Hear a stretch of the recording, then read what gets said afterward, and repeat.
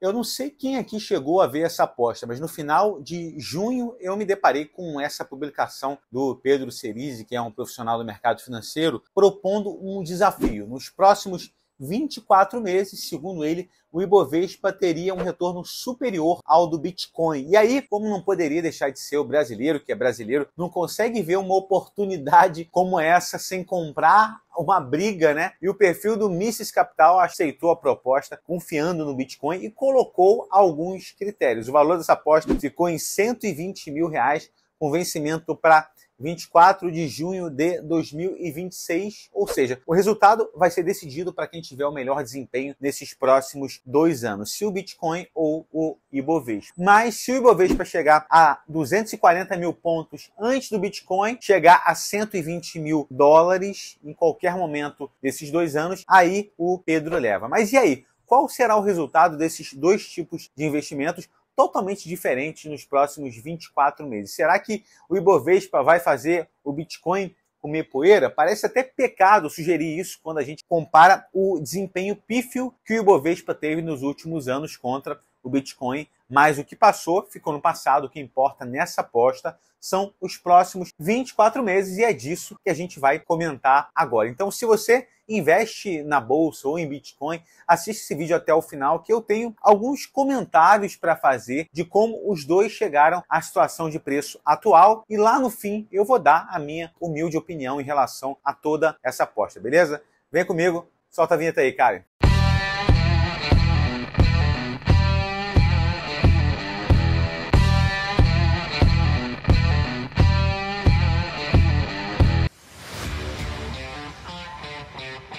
Bom, começando pelo Bitcoin, vale dizer que ele chegou à máxima histórica em 73 mil dólares em 13 de março desse ano, e essa alta ela foi causada principalmente pela expectativa dos tão falados ETFs de Bitcoin, o que acabou se tornando realidade, como a gente viu. A SEC, que é a CVM americana, aprovou em janeiro de 2024 esses ETFs de Bitcoin, e hoje o IBIT, que é o gerido pela BlackRock, é o maior deles. Outro motivo para essa alta impressionante do Bitcoin foi a antecipação do mercado a um possível início de cortes na taxa de juros americana, já que com a renda fixa ficando menos atrativa, é normal que o mercado acabe correndo para ativos com mais risco e, por consequência, maior expectativa de retorno. O problema é que isso não aconteceu, o que tem frustrado muitos investidores. O Fed, que é o Banco Central dos Estados Unidos, tem sido bem cauteloso em iniciar um ciclo de cortes realmente significativos. E, enquanto isso, o fluxo de dinheiro do mercado segue indo para os títulos americanos. Apesar de que o S&P 500, que é o índice das 500 maiores empresas lucrativas dos Estados Unidos, tem renovado máxima atrás de máxima, apesar dessa quedinha atual, que é contraditório e até inusitado. Então, talvez essa questão dos juros não seja o principal motivo para essa queda do Bitcoin. Outro motivo que se soma a essa série de razões para ele ter caído é a questão do halving, né? Ou melhor dizendo, a quebra de expectativa em relação a um retorno iminente após o halving, o que deixou muitos investidores decepcionados, justamente por não entender como funciona esse processo. E eu não vou me estender muito nesse vídeo, mas em outro vídeo aqui do canal, há pouco tempo atrás, eu expliquei que o halving é o processo em que a criação de novos bitcoins cai pela metade, e essa escassez na oferta tende a pressionar o preço para cima, ainda mais com a demanda subindo. A questão é que o halving é sim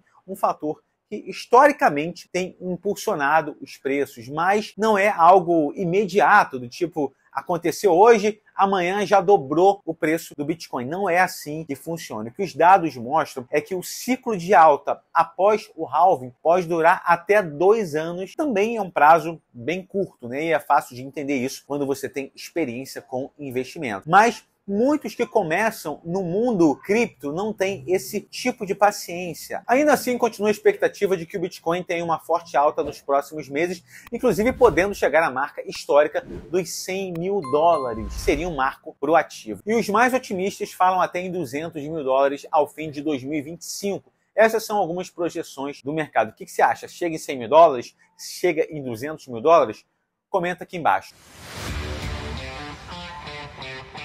Bom, já em relação ao Ibovespa, a situação é um pouco mais complicada e eu acho difícil você encontrar investidores que estejam tão otimistas assim com a Bolsa brasileira. Por outro lado, o pessimismo parece que tomou conta do mercado e os investidores, até os que estavam mais animados um tempo atrás, parecem que largaram a toalha. A impressão que passa é que o investidor brasileiro perdeu a paciência com essa história de que a Bolsa está barata e é fácil entender o porquê, apesar de ter chegado nas máximas agora em real nos últimos meses. Mas se você considerar a inflação, considerar a Bolsa em dólares, aí a história fica bem diferente. Desde o fim do grande ciclo de alta no Ibovespa em 2019, os investidores escutam que tem muita empresa brasileira quase de graça e por muito tempo reinou aquela máxima: ah, se cair é bom que eu compro mais.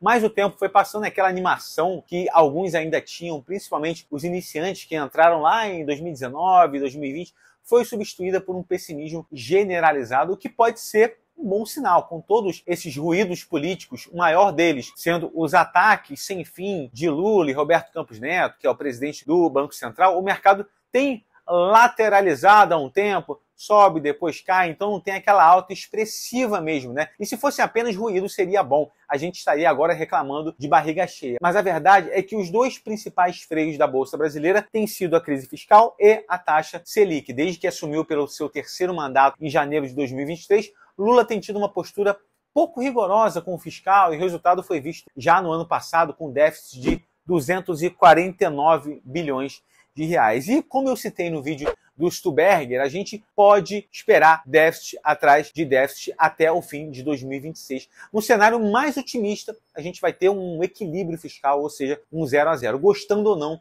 isso acaba influenciando na taxa de juros longa e também na taxa Selic, o que acabou se tornando uma polêmica sem sentido aqui no Brasil, com pessoas achando que a taxa de juros é decisão política e não técnica, sendo que, como eu falei nesse vídeo, o Fed lá nos Estados Unidos também está conservador nos cortes. Aqui no Brasil, no começo de 2024, a expectativa era de que a Selic terminaria esse ano em 9%, sendo que, passado apenas uns 7 meses, a expectativa é de que a gente chegue nesse nível de 9% só lá em 2026. Olha a situação como está complicada. Outro fator que tem puxado a Bolsa brasileira é o desempenho individual das duas principais empresas. A Petrobras, que está de lado no ano, que segura o Ibov de subir, mas principalmente a Vale, que já desvalorizou até o momento que eu gravo o vídeo aqui, cerca de 15% em 2024, fora a queda de 2023.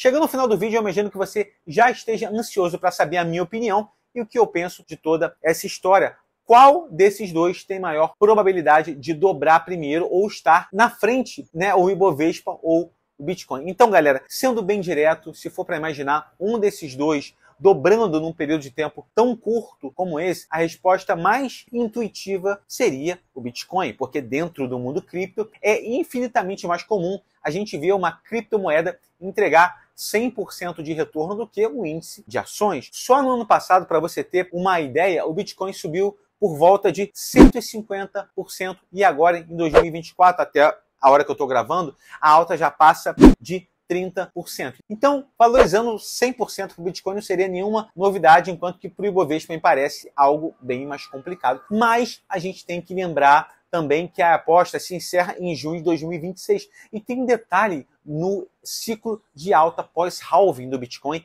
que não pode ser ignorado, que é a questão do topo acontecer por volta de 500 dias após o halving. Logo em seguida, ele começa a cair. Essa imagem que você está vendo aqui na tela mostra muito bem esse processo, né, que aconteceu aí, tanto no halving de 2016 como de 2020, e está acontecendo em relação ao halving que aconteceu agora em abril de 2024. E veja também que ao mesmo tempo em que essa imagem mostra que o topo acontece após 500 dias, ela também mostra que, passado o topo, o Bitcoin inicia um ciclo de baixa. A questão é que 500 dias após o halving de abril será apenas por volta do meio de 2025.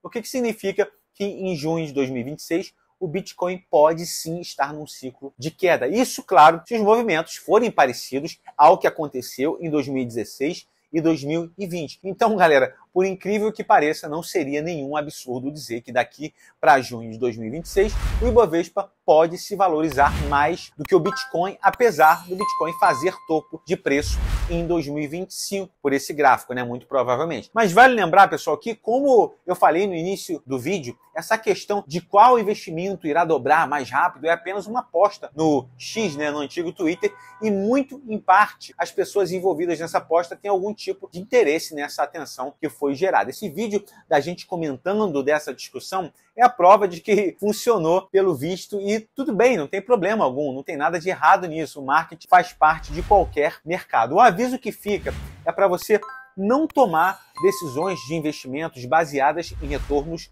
de curto prazo, porque isso não faz diferença nenhuma, na verdade. De que adiantaria, por exemplo, um ativo dobrar 100% em 12 meses e depois ficar 5 anos de lado? O retorno desse investidor, na média, seria de apenas uns 12% ao ano. Então, o que realmente importa para você e qualquer investidor é o retorno médio que os investimentos irão entregar no período que você mantiver eles em carteira e não em janelas de tempo específicas. A Amazon, que é uma das maiores empresas do mundo, já chegou a cair 90% na bolha da internet. Mas eu acho difícil você encontrar um investidor que tenha se arrependido de manter as ações dela desde então. Outro ponto que vale a pena ter em conta nesses tipos de comparações é que tão importante quanto os retornos de dois diferentes ativos são os riscos que eles oferecem ao longo do tempo. Um investimento super arriscado que entrega 13% ao ano de rentabilidade não é necessariamente melhor que um outro tipo de ativo que seria conservador e que entregue 12% de rentabilidade. Será que todo esse risco a mais será compensado por 1% a mais de retorno ao ano? Você teria que ponderar isso, pelo menos. No fim das contas, o que importa para o investidor é conseguir um retorno que seja adequado ao risco que ele correu e que esse retorno possa fazer com que o investidor atinja seus objetivos. Essas comparações de rentabilidade podem se tornar apenas métricas de egos, vaidade, se não houver um propósito para cada tipo de ativo no seu portfólio. Então, meu conselho final é que você não passe muito tempo olhando o desempenho de cada tipo de investimento de forma isolada e sim entenda qual a função de cada um dentro da sua carteira. No fim, isso é tudo que importa. Mas não fica em cima do muro, não. Eu queria que você me falasse aqui, se você pudesse investir apenas no Bitcoin ou no Ibovespa, pensando no retorno de 2 anos, em qual você apostaria? Deixe sua opinião nos comentários aqui. E a Carteira Z tem esse intuito de fazer com que você tenha vários tipos de investimentos, fundos diversificados entre si, para que você possa sobreviver aos mais diversos cenários com retornos satisfatórios relacionados ao risco, beleza? Então é isso, galera. Um abraço e até a próxima.